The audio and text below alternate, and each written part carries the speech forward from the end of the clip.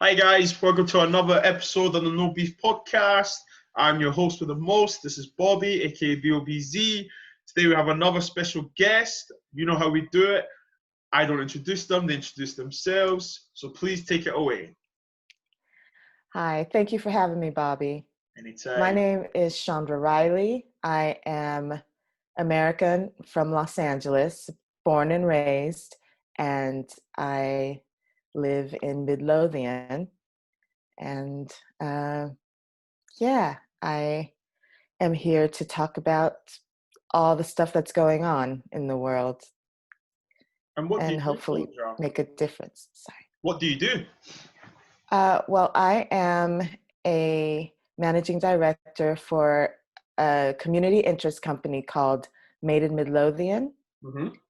And what we do is we support the creative arts and we help people to get themselves out there, learn skills that have to do with music, art, crafting, woodworking, that type of thing, and writing.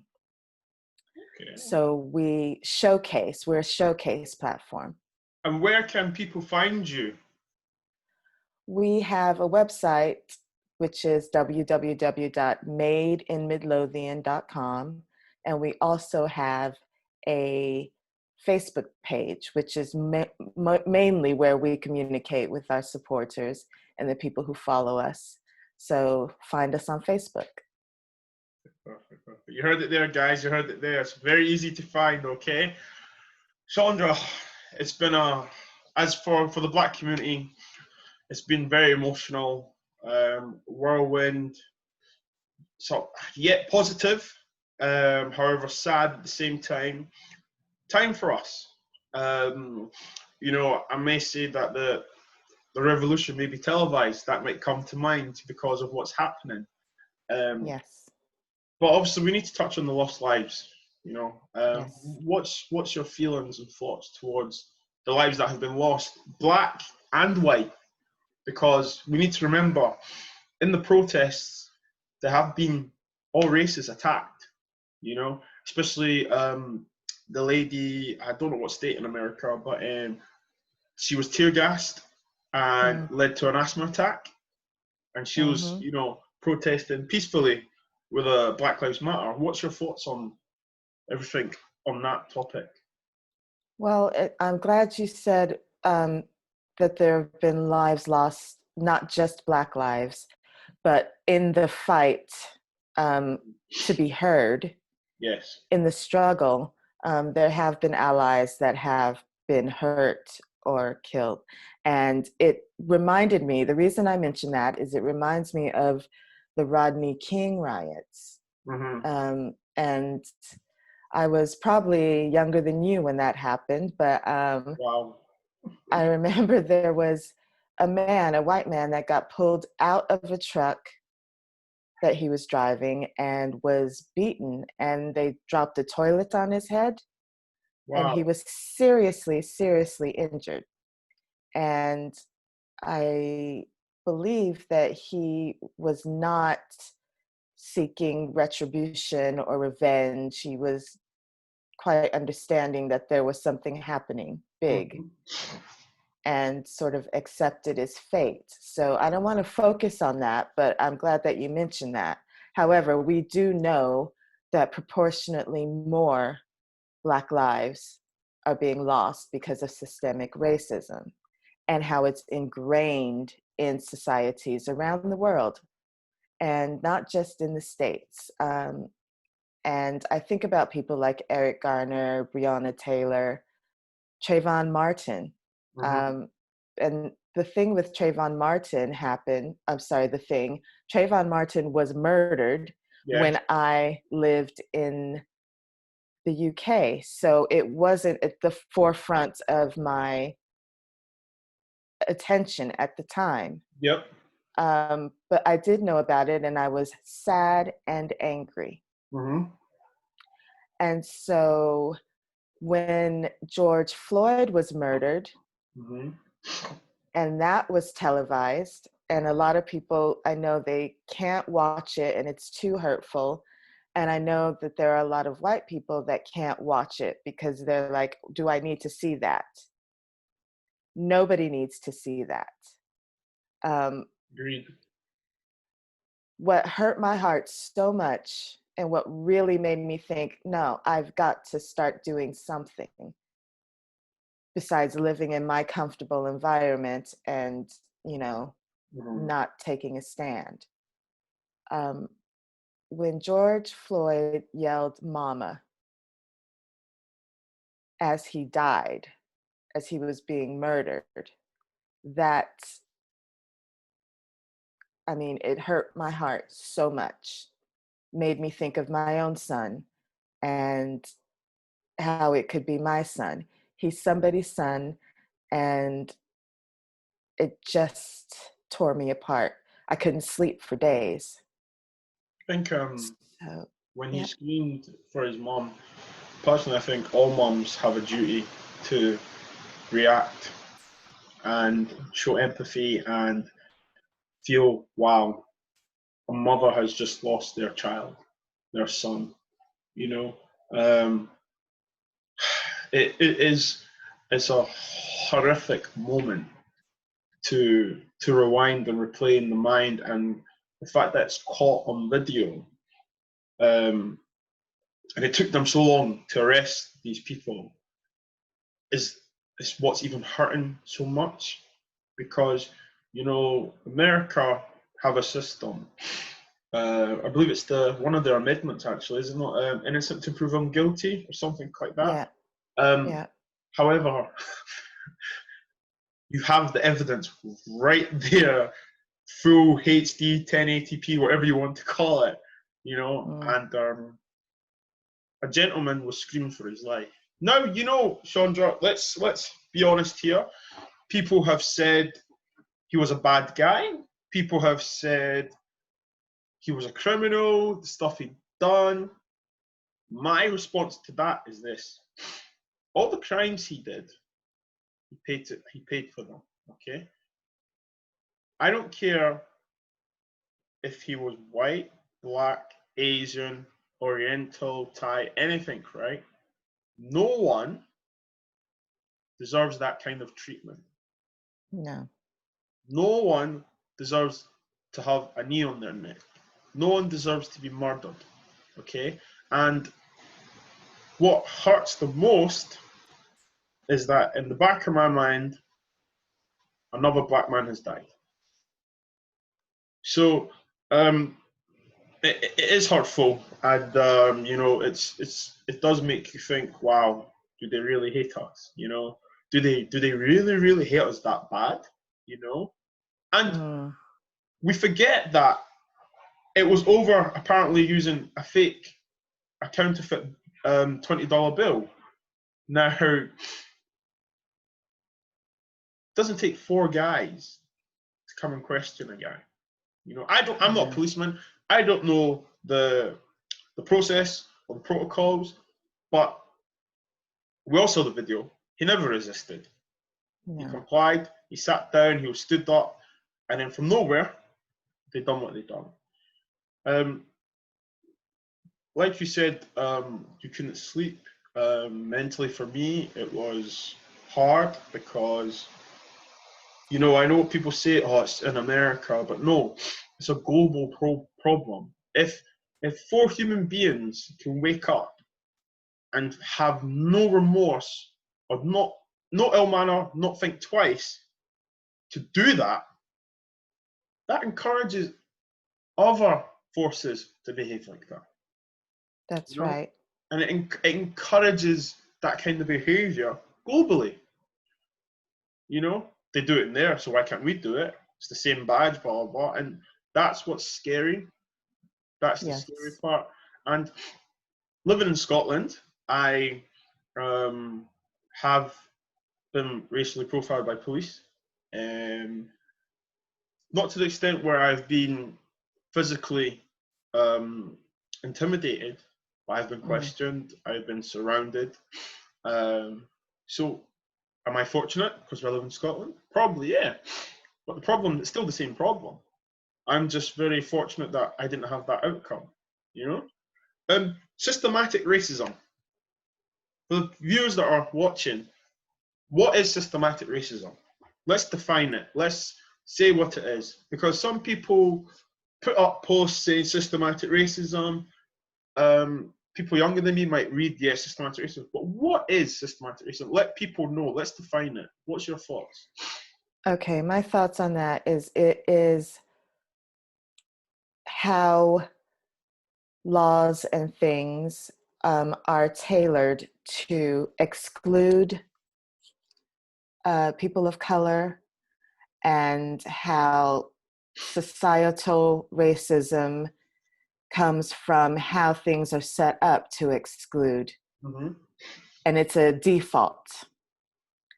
And I may not have the right, this is how I see it. This is my opinion from what I've seen and learned throughout my life, being a Black woman and having career and being traveling. I think that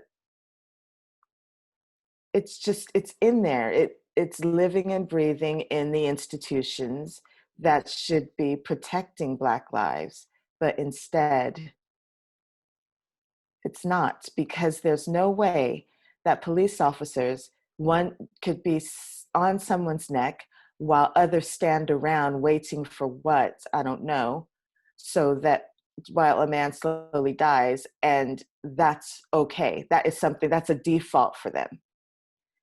Why did they think that was okay? Why didn't they act? And when people, one thing I realized, when people try to step in to help, Derek Chauvin, yeah, his first instinct was to get mace or pepper gas out of his pocket to pepper spray anyone who was trying to intervene.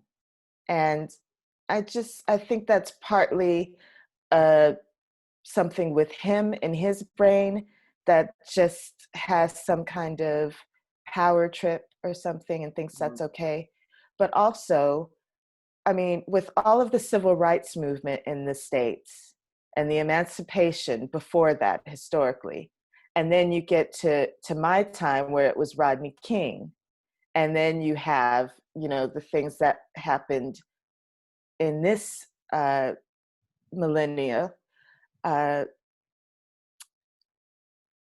When will anyone learn? And why haven't the processes or things been put in place to weed out this type of behavior and this type of inherent attitude? And it doesn't just happen because someone's evil. No, it's taught. Obviously, it's taught, and it's drilled into people. From when you were growing up, they were just people. The racists were adults, young adults that went to the police forces.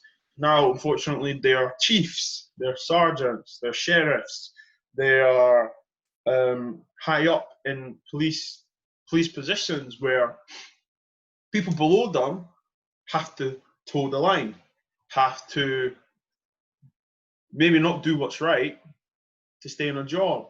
And then the hate starts, because the more you keep hearing it, those blacks are criminals, they're drug dealers, they're trouble, we need the blacks off the street. It starts to become normality. It's the same way you teach a kid ABCD every day. Yeah. A, B, C, D. They remember it.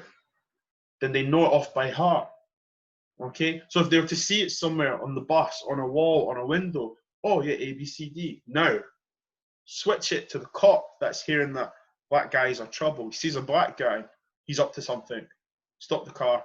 Do you know what I'm saying? So that's how we're trying to break it down for people, And the only way to change it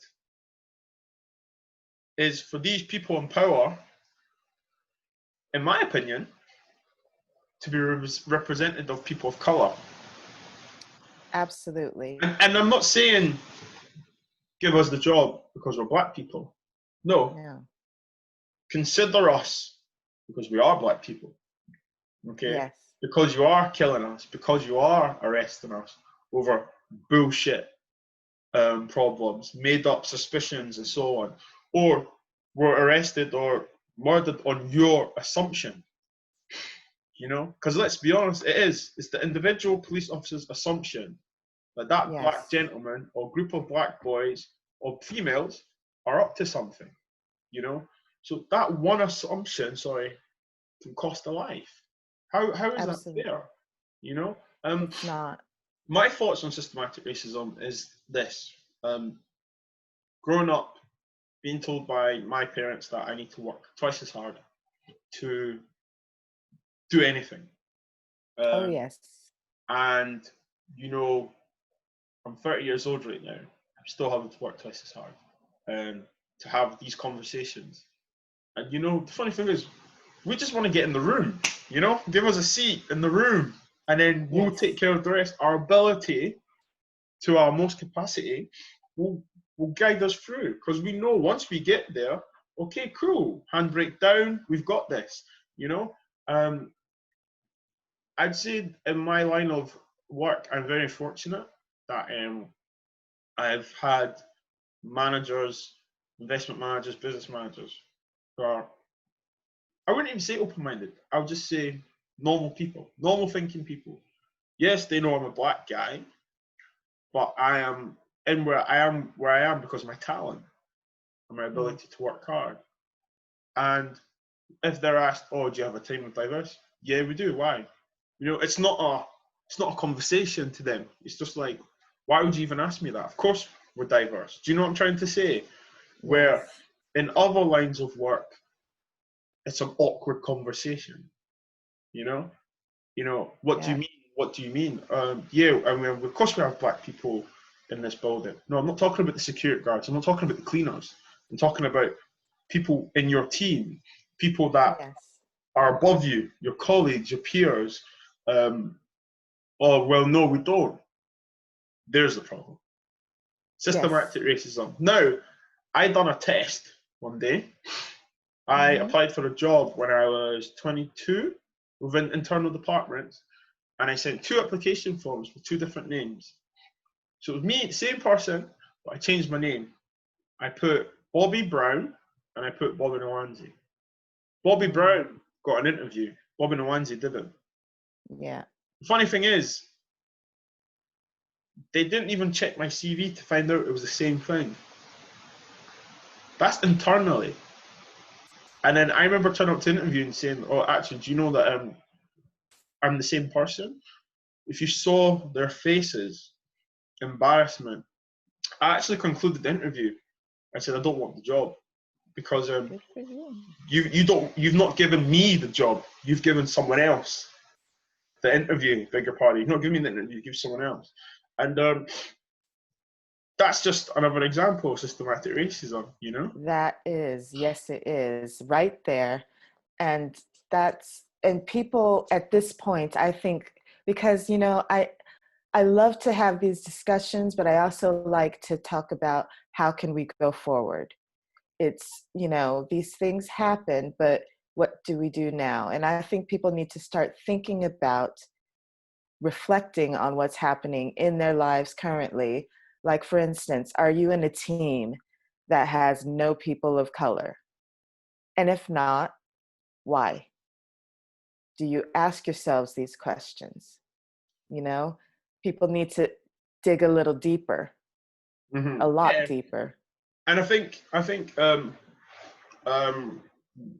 we start that by having people of color ask these questions, and then you get their friends, you know, your white friends, your white colleagues, to be like, yeah, actually, why don't we? If we can have teams for casualties, facilities, parents, teachers, boards, councils, or where adults come together to talk about society, neighborhood problems, neighborhood councils, and so on and so on. Okay, in Mm. your place of work, what do you have for the black people or for the people of color? Black, Asians, minority ethnics? Nothing. And Shondra, I'm going on record today saying that I have been appointed the lead BAME candidate to run for the council network. So I will be running for the council worldwide, the BAME network. So yeah, so Congratulations. thank Well you very done. much. Thank you very much. So that will be a positive that the Edinburgh Council are acknowledging that we do need a network. Because, for example, when I started in the council, the only people I saw were the security guards, you know, and but my white colleagues don't see that. Not to say they're racist or that, but they don't see that, you know.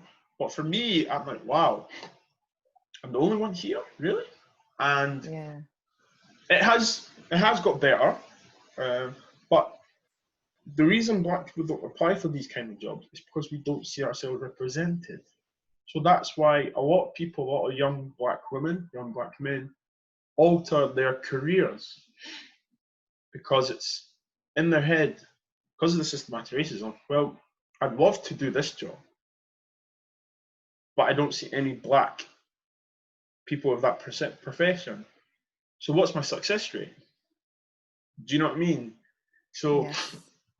how we change it, what we're changing is acknowledging, having the conversation, and exercising what we can do. Whether it be we have a network for Black, Asians, minority, and ethnics where they can come together, talk, support each other.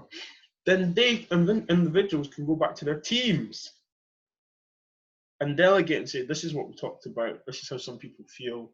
How do we create anti-racism in the workplace? How do we create training regarding anti-racism so none of these stupid jokes get repeated or cracked?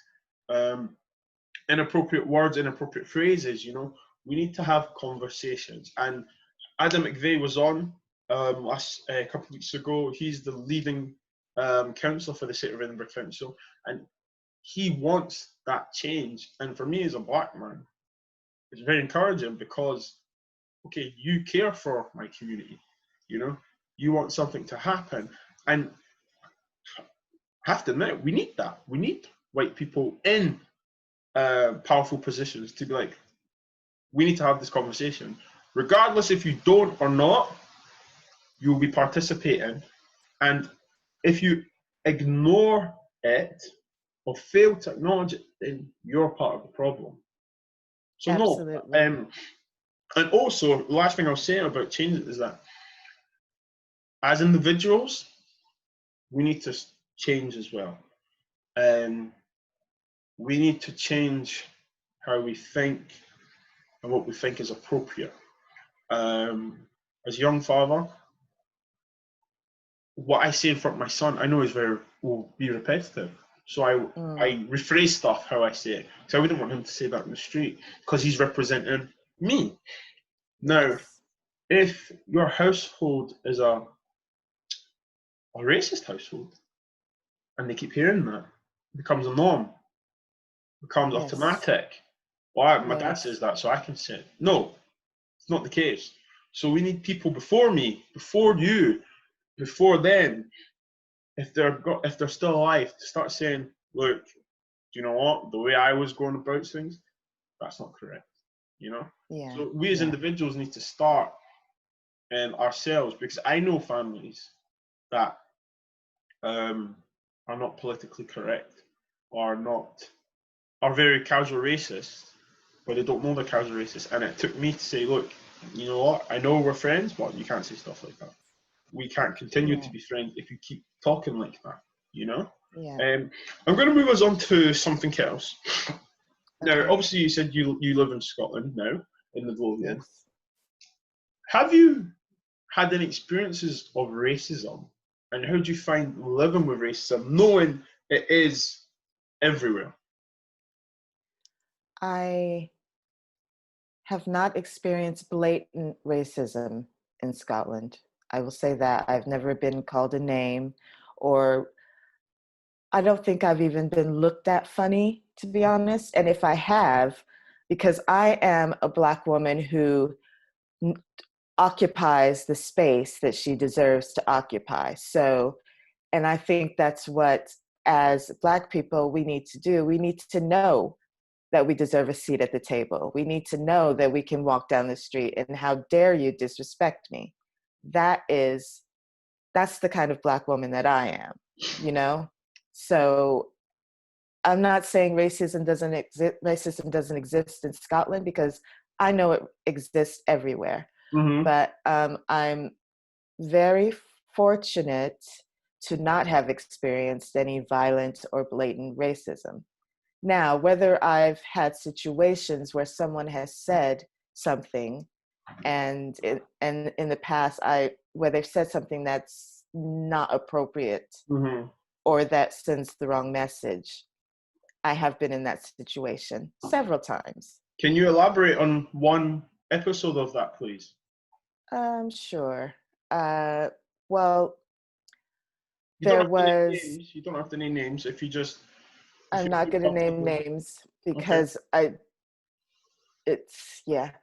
There was I can think of about 3 occasions now, Okay. only one of which I actually did open a dialogue about it. So I've learned within myself that I need to start opening that dialogue and saying, this is not cool. Please don't do that. Mm-hmm.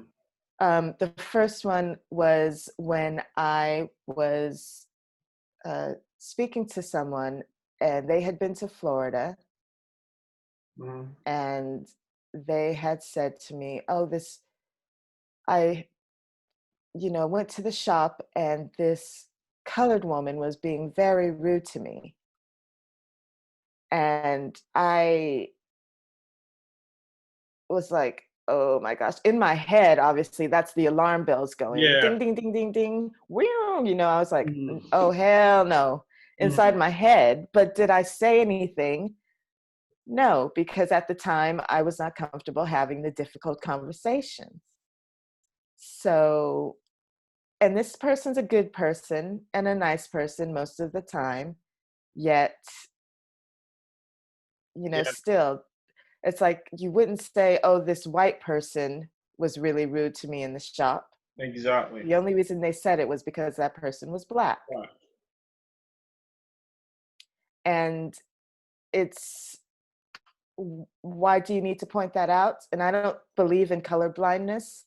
I think we should be definitely acknowledging each other, and acknowledging, that you're Black, I'm white, not you're Black, I'm white, I but know. I you know what know. I mean. Yeah, I get. But but still, when it comes, people want to mention race when it comes to negativity, Yes. So And if it's something that they fear, or something they feel threatened about, then it's a Black person, or this Black girl did this, or this Black man scared me. Not the man scared me, not the woman was rude, but the Black person, and it's yeah. always connected with negativity. And that comes from systematic racism.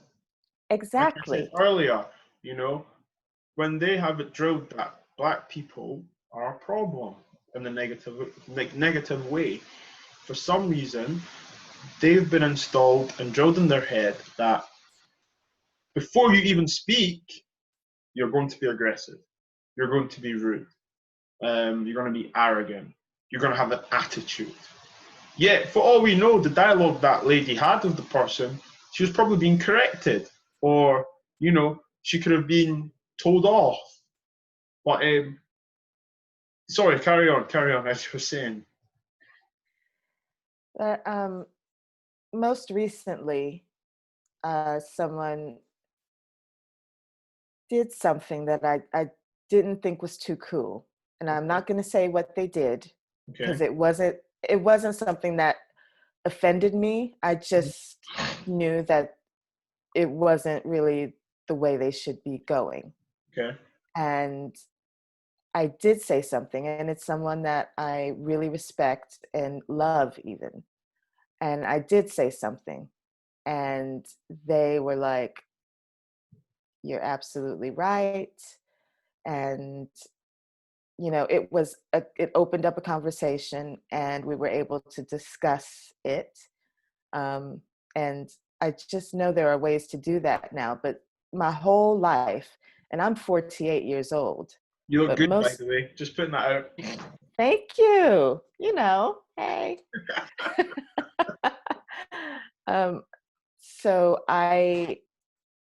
throughout my life, these messages have constantly, through film and the media and things, reinforced the message that Black people are a certain way. You're Black, you're a certain type of person. Yeah. Sorry, I've just got distracted by my husband and saw him Okay. coming in with groceries. I apologize. No, It's real life. But you know, you that's my son in the oh, background. Yeah, I know. sounds lovely. Yeah, he's jumping on the bed. Ah, bless him. Bless him. But you're not only are other people being taught that Black people are a big negative in negative ways, Mm-hmm. but Black people are being taught that as well. So we grow up hearing you're going to be this or you're not this, and you start believing it. Yes. And so it creates this toxic Anger. stew of people who aren't people of color believing that people of color are secondary citizens, not as pretty, not as intelligent, and more aggressive or angry. And it starts to manifest itself in the Black environment, in the Black community, because it's what that is systemic. We're all being taught it, all of us, not just white people, Black people. Yeah, And yeah, it's and sorry. it causes divide. Unfortunately, it causes divide amongst the Black community as well. You know, Yeah, I think we could talk about systematic racism for hours and hours and hours. And because it's been hundreds and hundreds of years. exactly, So 400 plus. And yet 2020 is now where has probably been the stance where we're saying enough is enough. Um, you know, Peaceful protests, yes, and I know there has been some violence and stuff, but I think the people that complain about the violence need to read up on their own heritage of history, absolutely. because there's so many activists. Let's not say wars, but violence episodes and scenarios where, when peace wasn't being taken seriously, violence had to happen for change. And America was built on that with their legislations. Absolutely. Well, Martin Luther King was the most peaceful protester, and always his view was that you can do it, you can protest, you don't need violence. And he was killed. Yeah, they killed him. So what does that tell you? You know, What does that tell you? you know, and we could talk about Colin Kaepernick taking a peaceful protest. They made it such a massive problem. He was blackballed for 4 years, I believe, 4 years, and they said that it was shambolic to the flag. He's embarrassing the country. He's this and he's that. But that was peaceful. Yeah. You know. You know Yeah. what I mean?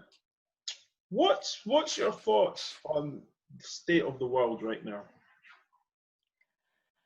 I think that we are in a position right now, especially with social media, which I'm not necessarily up on everything, but we have a chance to we are on the start of a huge wave of change. I really do believe that in many areas, when it comes to Black Lives Matter, when it comes to the environment, when it comes to female issues, and LGBTQIA. I always struggle to remember because there's a lot of letters there. Yeah. But we're in the midst of change, and I think it's going to be change for the good. I don't see how it could not be. Yeah, yeah, and 100% because you know the amount of friends that I've had message me and be like, "Did you know this? Did you know this happened?" And I'm like, "Yeah," and they're like, "Wow, that's not right. This has to be," you know. And like from the conversations to people um, telling other people, then they're telling other people, you know, the conveyor belt is working. You know, people are starting to think, and people in power, you know, councillors, politicians, you know, hand on my heart, I believe there is a change happening. The process is happening. I'm not naive. Okay, I'm not naive. It's not going to happen tomorrow. It's not going to happen in a year. But you know, process does take time. Rome wasn't built in a day. But I still believe that we are making the right moves, the right conversations, and it's going to get to a point where you have to get with it. Yeah. You know, because Yeah. some people, if you're not, you might be out of a job. You will lose loads of friends. You might lose respect, some dignity, and you might even be made an example of because we see on social media people being racist, blatant racist, and we've seen posts now we're finding out they're losing their jobs. Yes. If it's going to take that for you to actually wake up and acknowledge what's right and what's wrong, then so be it. You know, because at the end of the day, a racist knows it's wrong to be racist, but because of the system, they are brave enough and bold enough to act out because they know nothing's really going to happen to me anyway. But now people are losing their jobs. Okay, people are being reported by police. People are getting criminal records over it. So actually, it's going to affect you. So Yes. which should be the case because if you are being racist and derogative to women, to men because of the color of their skin, and because of their gender, let's put that out there, you should be punished. You should be punished. And then the more you're punished, the more you think, actually, I can't say that because I know what's going to happen to you. Then, while your mind is on thinking, oh, I shouldn't really say it because I'm going to get punished, why shouldn't you say it?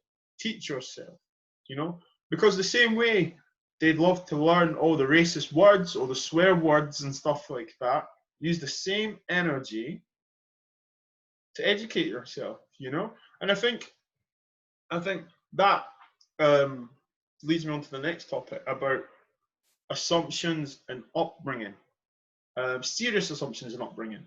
Because as a black boy, grew up in Edinburgh, um, my assumptions of living here is sometimes was I just want to be myself.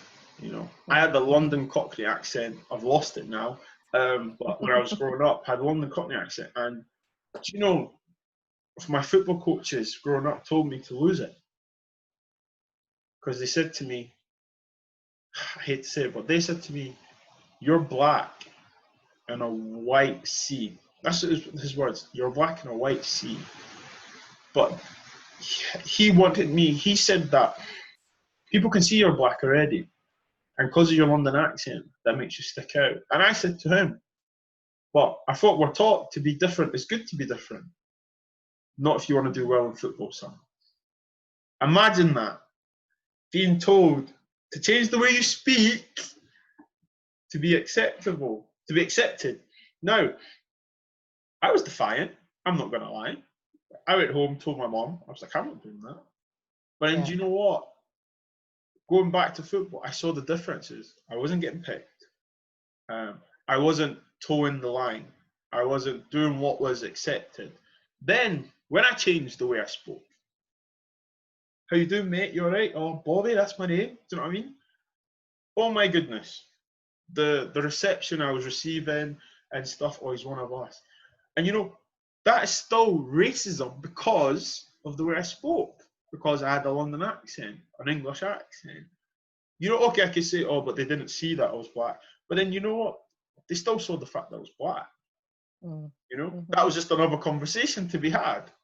You know, Yeah. so Yeah. how have you, I mean, you can please talk about your experience in America, living in LA, but how have you lived with the assumptions of upbringing from white people, Hispanics, Latinos, all different races? How have you found that living amongst it and growing up amongst it? Well, I think if we talk about assumptions and, or no, talking about upbringing, we all have biases. You know, we can't deny that every single one of us has an unconscious bias. Mm-hmm. Now, I think I need to look at what my upbringing taught me about race and racism. And what it taught me was that brown people lived over there, white people live over there, and you don't mix. Yeah. And that, you know, boys like girls with long, straight hair, which is not my hair. I've had straight hair my entire life because it started off with the hot comb and then we started getting relaxers. Mm-hmm. So, you know, but that's not embracing our culture at all. And also, when I was growing up, I was made fun of quite a bit within my own community, within my own family for the way I spoke, because the thing was, you want to be white. What, because you speak properly? Because you pronounce your letters and you pronounce your words? Well, but that was the thing. You want to be white, and I didn't want to be white, or maybe I did, and maybe it was because I was constantly being taught that white was better Mm-hmm. in through societal messaging and through television and film. Um, but obviously, I can't be white. You know, I've how been did you black get my through that? whole life. I'm gonna keep on being black. Exactly. How did you get through that?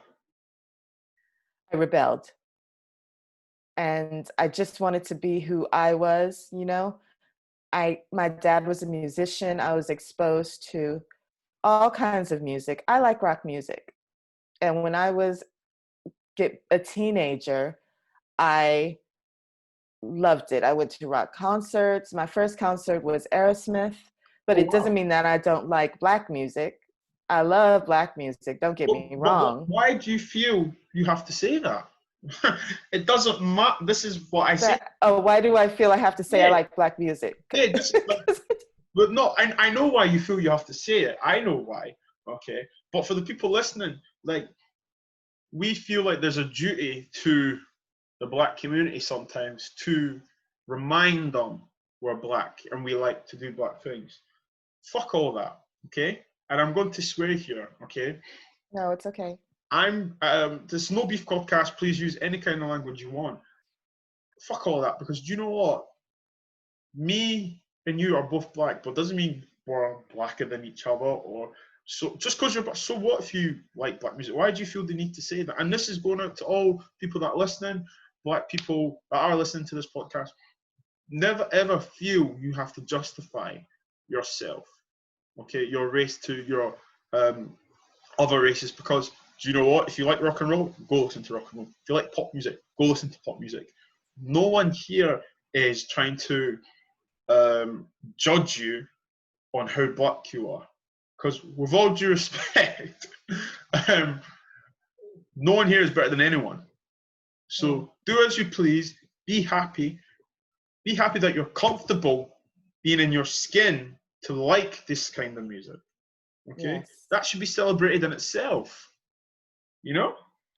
You know what? You're absolutely right. And bless you for saying that, because yes, I've always had to prove, it's like I had to prove my worth outside of the black community, and I've had to prove my blackness inside the community. And that thing about working twice as hard, yes, I've definitely had to do that in all areas of working and in my career.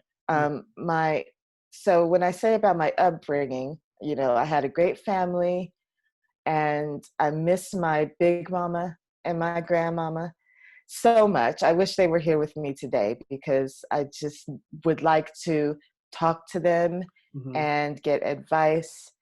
Um, but yeah, as a child, I was brought up to feel inferior in many ways because of systemic racism, because it is ingrained, and it is something that, I mean, just only recently has Hollywood actually start recognizing um, Black folk.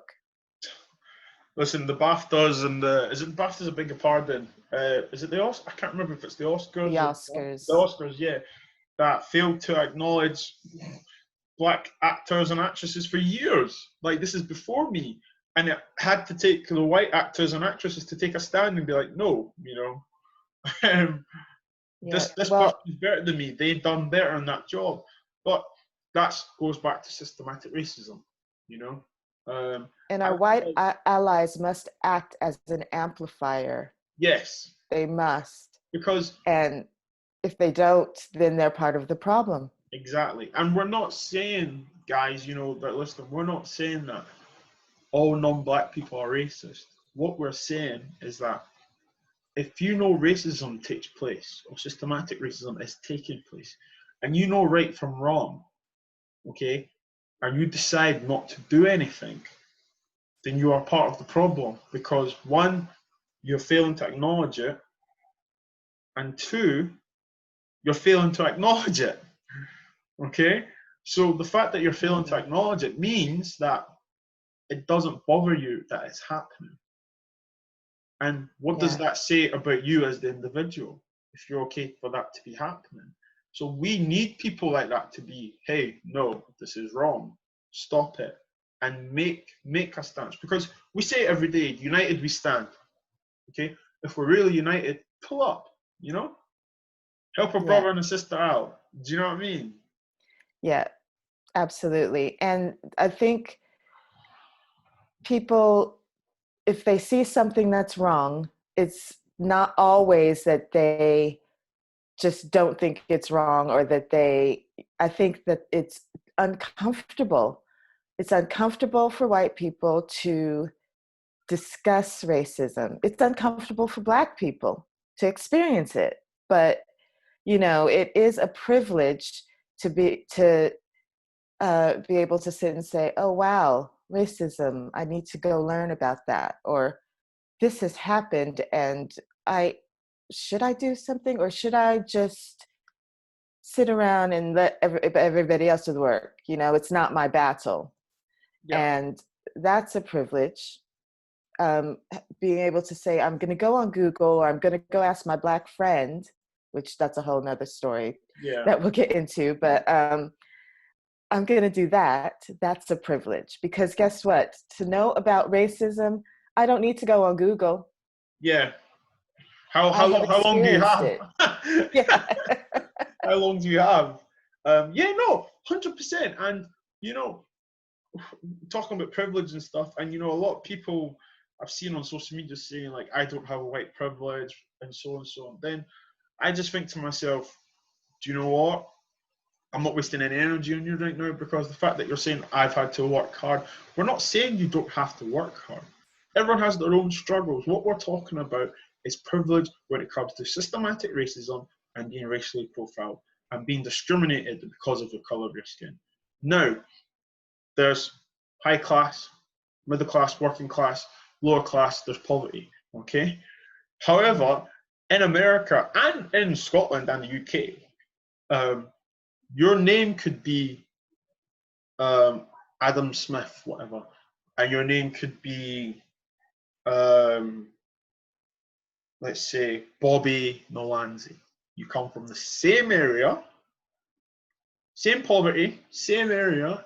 However, Adam will have more open doors than Bobby.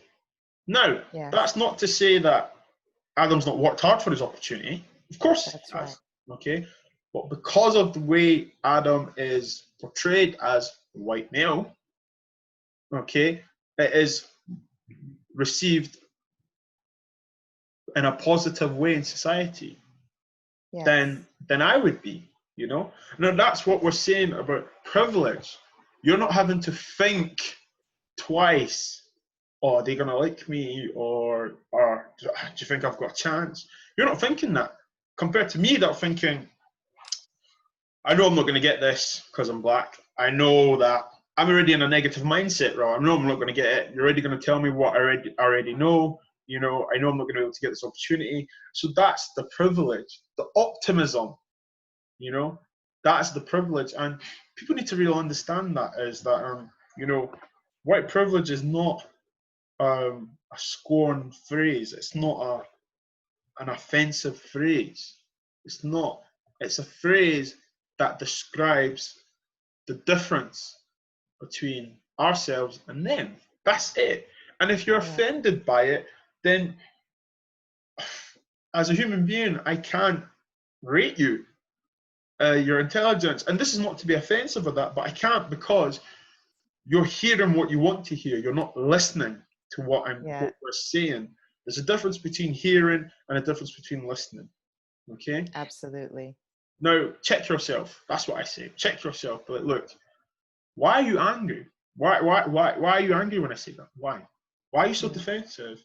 I'll say to people, we're not talking about, I'm not calling you a racist. Oh, I've never been racist, blah, blah, I don't. Okay, cool. But you know what? If me and you went for the same job, hey, guess what? You're more likely to be given the chance more than I am. That's what's white privilege. You'll probably be shown around the building. I'm more likely to be searched before I go into the building.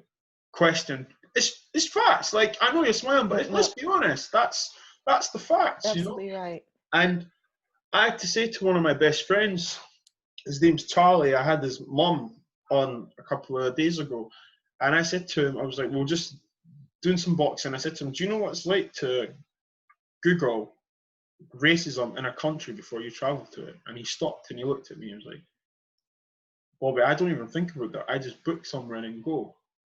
I'm like, yeah, exactly. And then he said to himself, you know, and he said, yeah, that's my white privilege.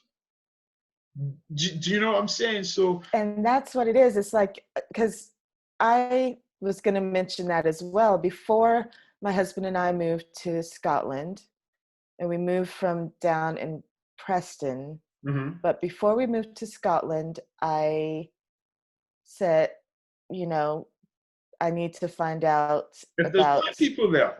if there's black people. Yeah, because I'm not moving somewhere where there are no black people. And now, let's be honest, there aren't as many as there are in other places. Yeah. You know, and that's just the way it is.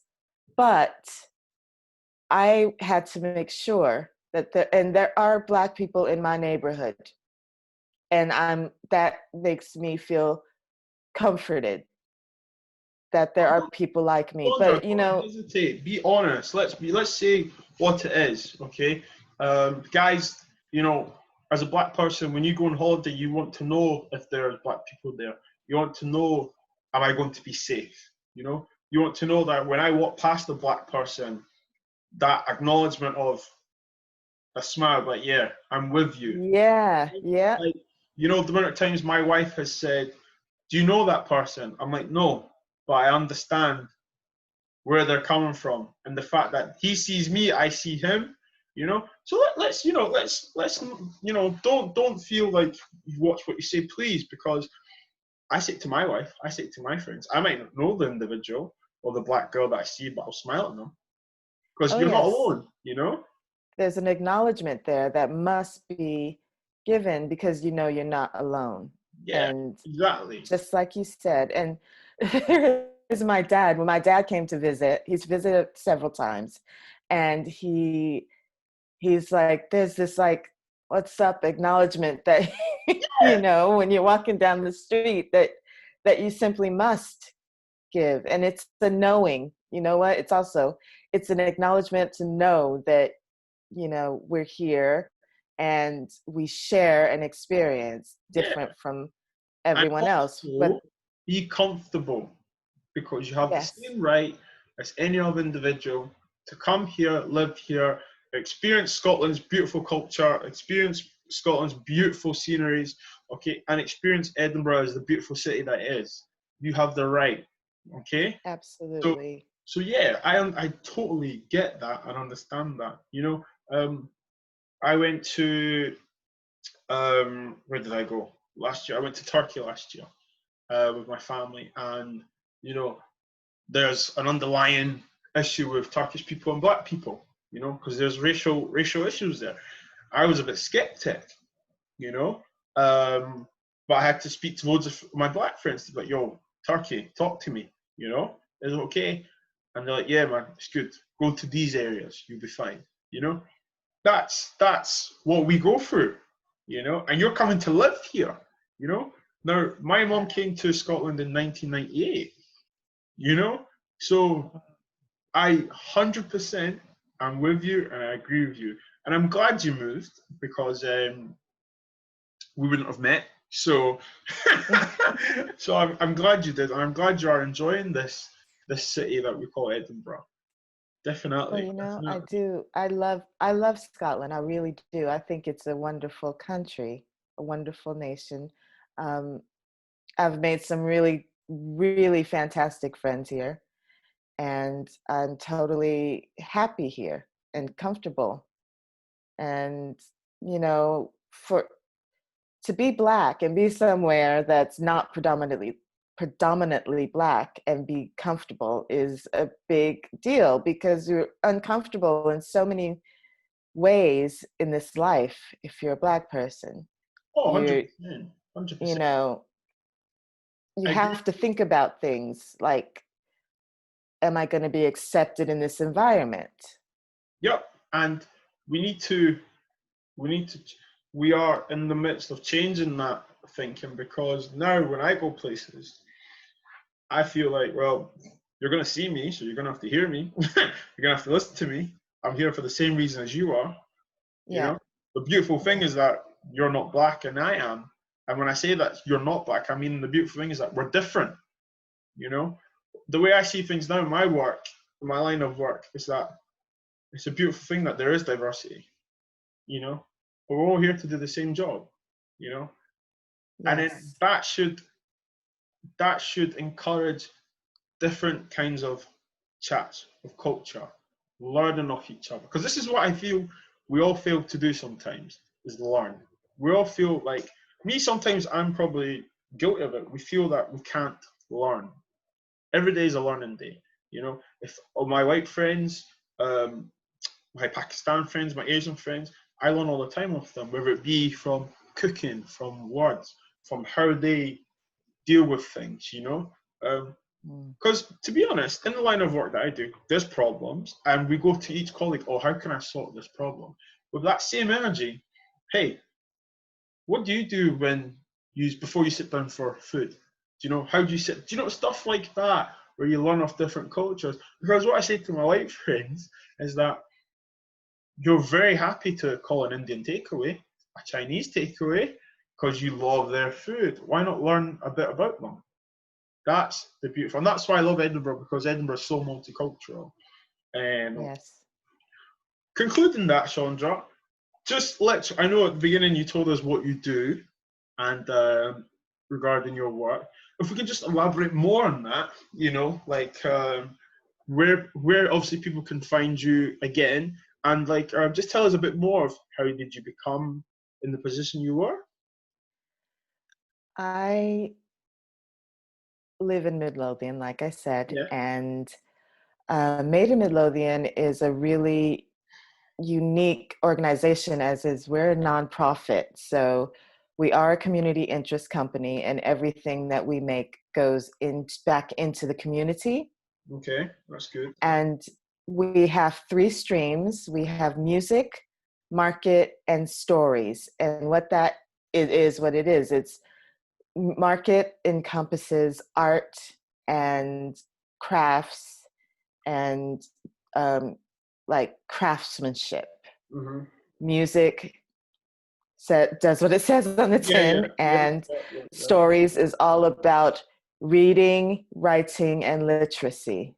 And what we do is we used to put on events that had workshops where people could learn skills, talks with makers, people selling things that they've made. And my role in Made in Midlothian is I'm a music program director. Wow. Okay.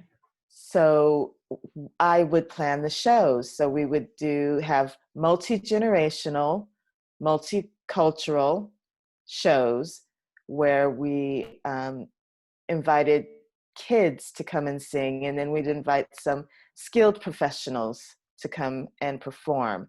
And we had something called Rock and Roll Rendezvous, where we had seasoned musicians playing in a band, and their students, a lot of them were music teachers, would come and play with them. Or if the kids had a band, they would play as well. So it was, we try to just keep it real and get people together. Then COVID-19 happened. Yeah. And so that's all gone online. So right now, what we do is we have storytelling online. We have exhibitions, which my colleagues and I, my co-directors and I, made the decision to do a exhibition in solidarity with Black Lives Matter. Amazing. And sorry, my earpiece is coming out. No worries. What that is we're going to do 3 different exhibitions on the 24th, 31st of July, and the 7th of August. And it's basically about reflection punctuated with art, with a goal to change how we move forward in the world, all of us. Like Michelle Obama said, it's up to all of us. Agreed. And we're challenging people to reflect, look inside themselves, and not just white people, but Black people as well. Anybody, everybody. Not just anybody, everyone. Good. To look, week 1 will be, I haven't announced the themes yet, but I will do on Friday, but it will be around upbringing, fears, and assumptions. And like I said, one of the questions I asked today is, what did my upbringing teach me about race and racism? And that is something that everyone can reflect on. And, how it shaped your view of the world. Yeah. Week 2 is about sitting in the discomfort of racism. Can I ask myself the hard questions? Can I have a discussion with someone else about racism? Can I acknowledge that racism exists in my environment, in my everyday life? And that's definitely going to be one for our non-people of color. Yeah. Because, we don't have to sit in the discomfort of racism. We live in the discomfort of racism. So, let's keep it real. It's not really a question for us. Yeah, no, 100%. And the 3rd week will be about affecting change in today's world. So what can we do? We have to ask our questions. What can we do to change things? And each exhibition will come with a set of questions for people to ask themselves. So that they can really dig deep so that we can affect change. Yeah. I'm hoping to interview some people to ask questions around this so that I think it's going to end up being a short film, but we'll be putting clips in the exhibition. And I may think of a date when we actually premiere the film itself. Oh, amazing. Which will be down to my putting it all together. But I am looking for people, anyone out there who might want to join in the conversation, share their experiences, then please do contact us on our Facebook page or on our website. www.madeinmidlothian.com. So that's where I think now is the time to reflect, because we have people's attention. Yes, 100%. Because there's not a lot of busy stuff going on that people can't actually sit down and listen and reflect. And that's why, this year, 2020, which we're halfway in, has been, I don't know the exact word for it, has just been astronomical. Just I was going to say a clusterfuck. yeah, basically, it's fucked up. It is. It's so fucked up. In the sense of what's happened, the lives we've lost with COVID-19, and the lives we've lost with COVID-19, the stress on the NHS, and obviously the racism. So, everything that we wouldn't have wanted to happen or discuss is happening. So, we can't shy away from that. What I will say, Shondra, is thank you so much for coming on. Thank you for having me, Bobby. It's been You are really cool appreciated talking so with much. You are, to me, a very important person. I feel that when we spoke, I got the phone and thought, I finally have that figure in my life, that I've probably been missing for years and years. So you are appreciated. Guys, safe to say that there's no beef between me and Shondra. No beef. Thank you again, and we shall speak soon, okay? Thank you, Bobby.